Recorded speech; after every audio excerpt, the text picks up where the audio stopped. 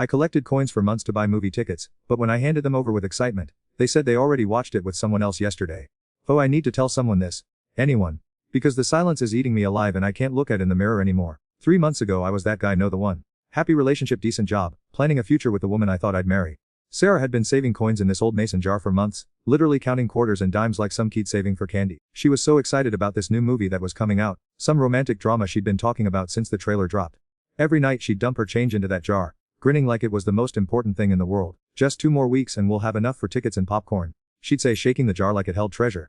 I thought it was adorable. Childish maybe, but adorable. That's what I told anyway.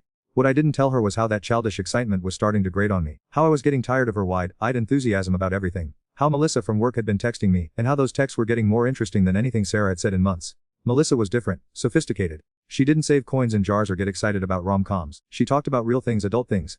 Tastings and art galleries and books I'd never heard of but pretended to know. When she suggested we grab drinks after that late project meeting, I told it was just networking.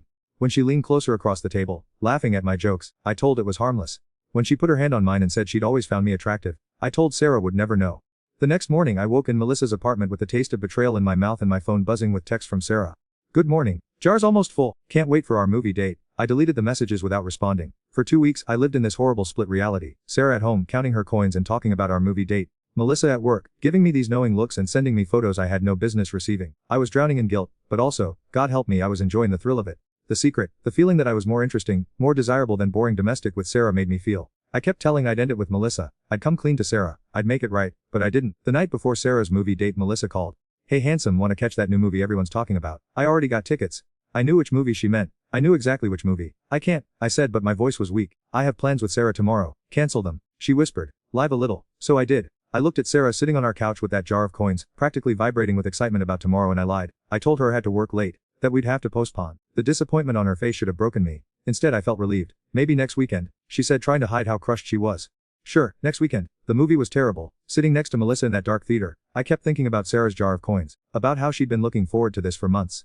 About how she probably spent the evening reorganizing that change for the 100th time, still planning for a date that was never gonna happen. But Melissa's hand was on my thigh, and she whispered things in ear that made me forget about mason jars and coin collections and the woman who loved me enough to save her lunch money for a 2-hour escape with me. After the movie we went back to her place. Again I got home at 2 a.m. to find Sarah asleep on the couch, still in her date clothes. The jar of coins was on the coffee table next to her, and she'd counted out exact change for 2 tickets and a large popcorn. There was a note, counted it 3 times, we're ready for tomorrow. Tomorrow was today. And I'd already ruined it. I covered her with a blanket and went to bed, hating but not enough to stop what I was doing. The next afternoon Sarah was practically bouncing when I got home from work. Ready for our movie? She asked, grabbing the jar and shaking it. The coins made this happy little sound that I'll never forget. I looked the show times, and if we leave now we can make the 4:30 showing. I should have confessed right then. Should have told her the truth and faced whatever came next like a man. Instead I said the words that would haunt me forever. Oh, about that. Melissa and I already saw it yesterday. Had to take a client, know how it is. Maybe we can find something else. The jar slipped from her hands. Coins scattered everywhere, rolling under furniture and spinning across the hardwood floor. But the sound of that jar hitting the ground was nothing compared to the sound Sarah made. This small, broken gasp, like I'd physically struck her. She looked at me, really looked at me, and I watched her put the pieces together. How I'd been distant. How I'd been working late. How I'd cancelled our date and somehow ended at the same movie with a coworker. Melissa, she whispered. I couldn't even look at her. I watched a quarter roll under the refrigerator instead. Sarah, it's complicated. But she was already on her knees, frantically collecting the coins with shaking hands. Tears were streaming down her face, and she was trying to put all that change back in the broken jar, but her hands were trembling too hard. 3 months, she kept saying. 3 months of coins. 3 months. I knelt down to help her, but she flinched away from me like I was. Don't, she said, don't. She gathered what coins she could and walked to our bedroom. I heard the door lock. I heard her crying through the walls for hours. I sat in our living room, surrounded by the coins she'd missed, each one a tiny silver reminder of how I'd traded months of her excited anticipation for one meaningless evening with someone who didn't even like the movie. That was 3 months ago. The divorce papers came last week. Sarah moved out the day she found the text messages I'd been too careless to hide. She didn't take much, but she left something behind. That mason jar sitting on the kitchen counter with a single penny inside. There was a note taped to it. This is what 3 months of trust is worth to Pine. I still find coins sometimes. Under the couch, behind the dresser, in jacket pockets. Each one feels like evidence of a crime I can't undo. Melissa lasted exactly 2 weeks after Sarah left. Turns out, the thrill of the affair was more exciting than actually being together. Who could have predicted that? Now I'm alone in an apartment that still smells like Sarah's perfume, surrounded by scattered change and the wreckage of the best thing that ever happened to me. My friends think I'm going through a rough patch. My family thinks Sarah was too good for me anyway. They have no idea what I actually did. Some nights, I sit on this floor and count the coins Sarah left behind, trying to understand how I convinced that temporary excitement was worth permanent loss.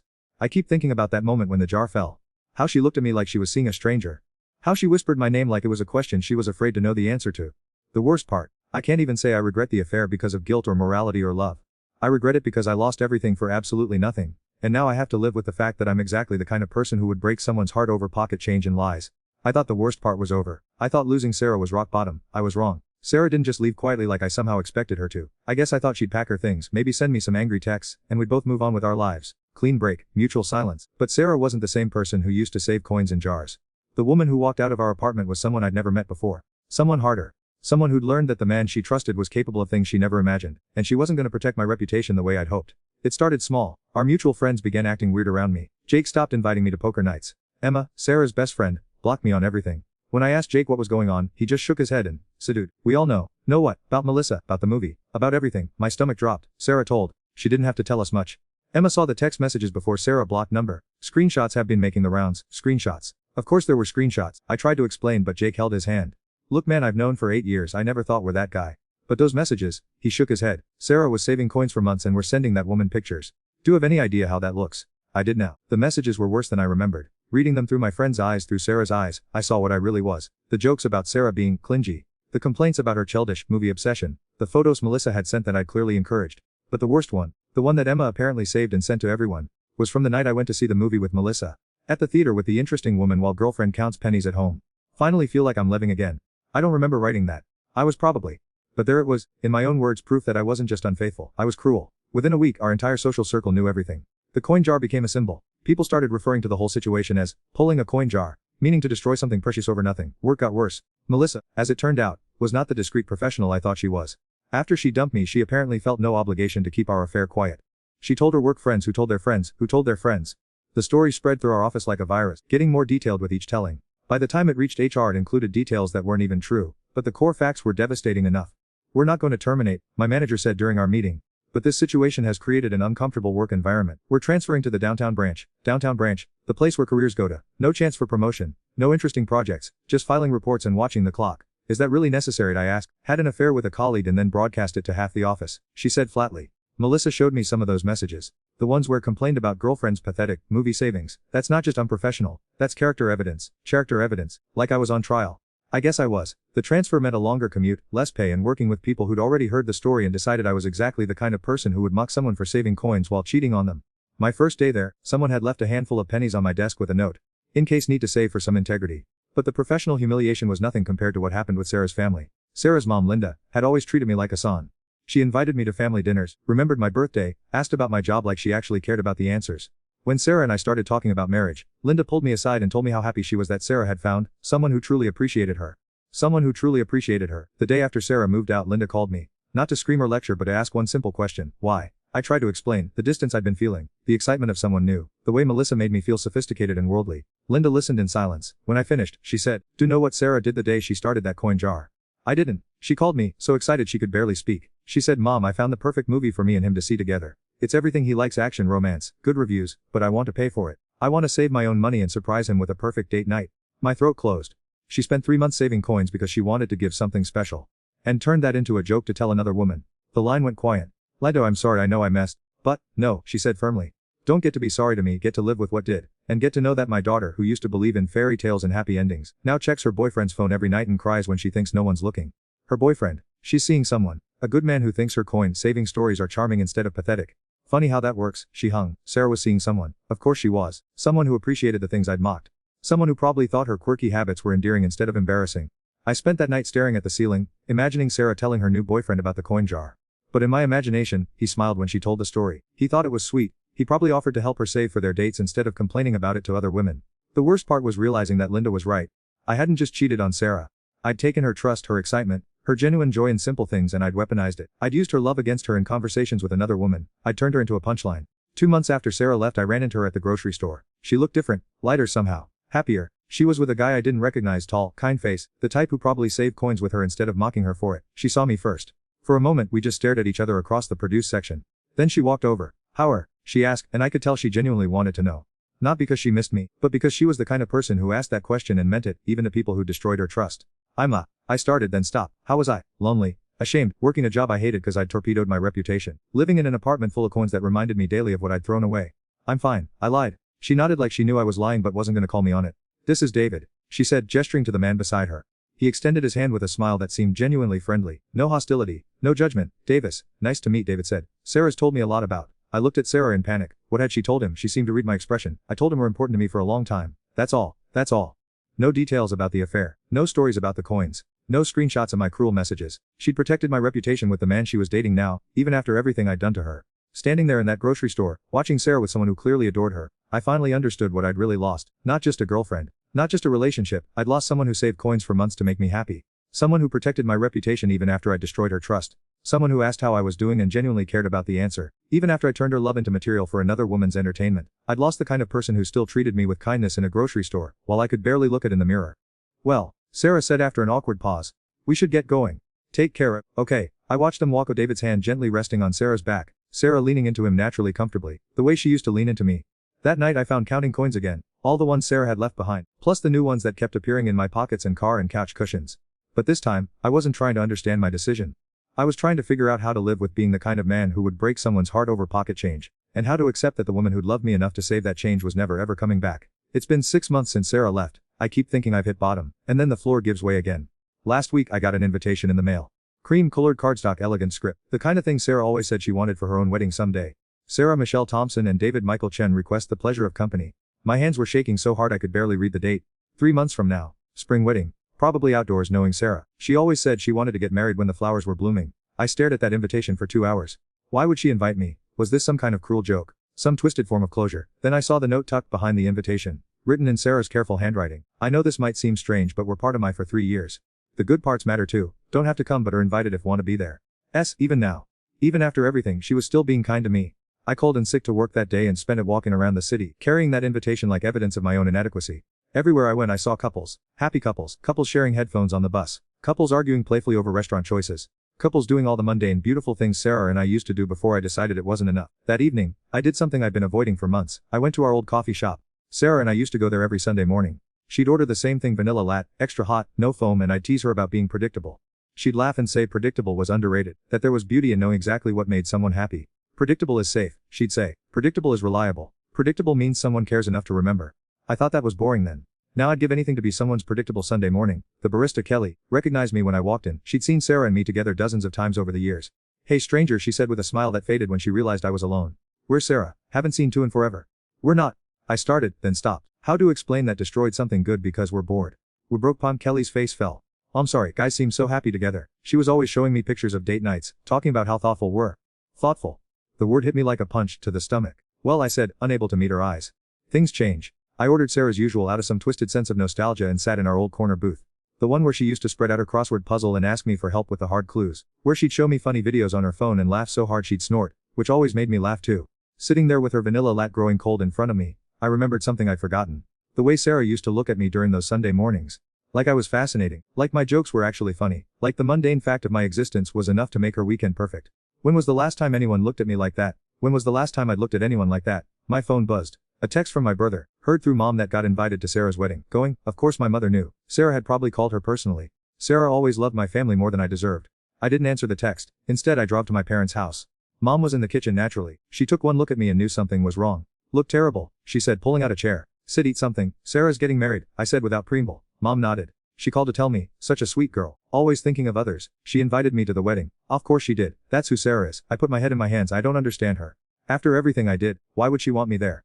Mom sat down across from me with that look she used to give me when I was a kid and had done something particularly. Want to know what Sarah told me when she called? I wasn't sure I did, but I nodded anyway. She said, Mrs. Peterson, I know son me badly, but he wasn't always the person who made those choices. The person who remembered I don't like mushrooms on pizza and always picked them off without being asked, that person was real too. I want to honor the good parts of what we had. I felt something break inside my chest. She said used to pick mushrooms off her pizza. Every time. For 3 years. Do it automatically without even thinking about it. That's love, honey, real love. The kind that pays attention to small things. I had forgotten about the mushrooms. I'd forgotten about a lot of things. The way I used to warm her car in winter. How I'd record her favorite shows when she worked late. The time I drove 2 hours to find the specific brand of tea she liked when she was sick. All those small acts of love erased by one massive act of selfishness. Why did I do it, Mom? I'd ask, my voice breaking. Why did I throw all of that away? She reached across the table and took my hand. I think forgot how lucky we're. I think started seeing love as some deserved instead of something earned every day. That night, I went home and did something I'd been avoiding. I went through the photos on my phone, all the ones with Sarah that I'd been too ashamed to look at. There we were at her sister's graduation. Sarah beaming, me looking bored in the background. There we were at my work Christmas party. Sarah trying to make conversation with my colleagues while I ignored her to network. There we were on vacation last year. Sarah excited about every little thing, the hotel room, the view, the complimentary breakfast, while I complained about the Wi-Fi. Looking at those photos, I saw the truth I'd been avoiding. The problem wasn't that Sarah was boring or predictable or childish. The problem was that I'd stopped appreciating her. I'd stopped seeing the miracle of someone who chose to love me every day. Someone who saved coins for months because she wanted to make me happy. Someone who got excited about small things because she understood that was made of small things. I'd had someone who loved me completely, and I'd convinced I deserved better. The wedding was last Saturday. I didn't go. Instead, I spent the day at that coffee shop, drinking vanilla lattes, imagining Sarah in her wedding dress. Imagining her dancing with David, who probably appreciates her crossword puzzles and her Sunday morning predictability and her terrible jokes that make her snort when she laughs. Kelly, the barista, kept giving me worried looks. Finally, she came over. "We've been here for 6 hours," she said gently. "Are okay, fine." I lied just like I'd been lying to everyone for months. She sat down across from me uninvited. "Look, I don't know what happened between and Sarah.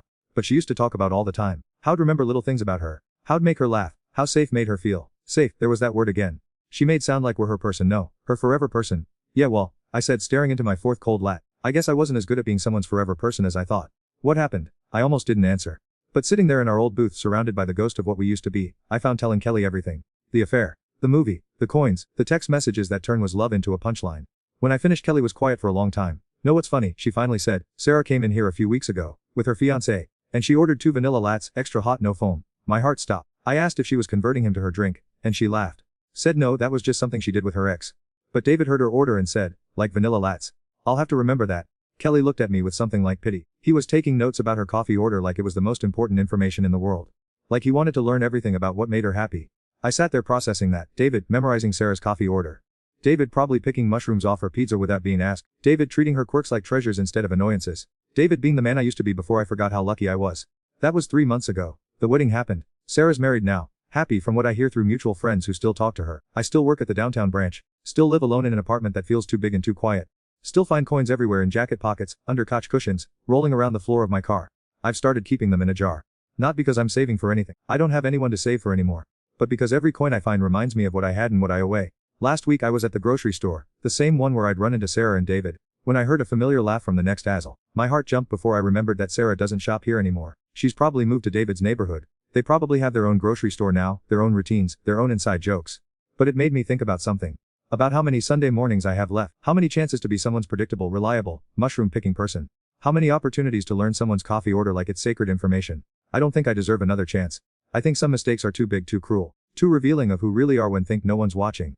But sometimes when I'm counting coins in my empty apartment, I wonder if there's someone out there who might save change in a jar for something special. Someone who might get excited about small things and bad movies and Sunday morning crosswords. Someone who might trust me with their coins and their dreams and their terrible jokes that make them snort when they laugh. Someone I might be smart enough to appreciate this time.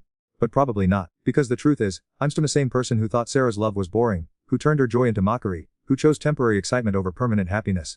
I'm still the man who traded a jar full of coins for a handful of regret, and some currency exchanges don't have a refund policy. Final chapter ends here, approximately 8,000 characters. The story concludes with this hollow, gut-wrenching line: I'm still the man who traded a jar full of coins for a handful of regret, and some currency exchanges don't have a refund policy.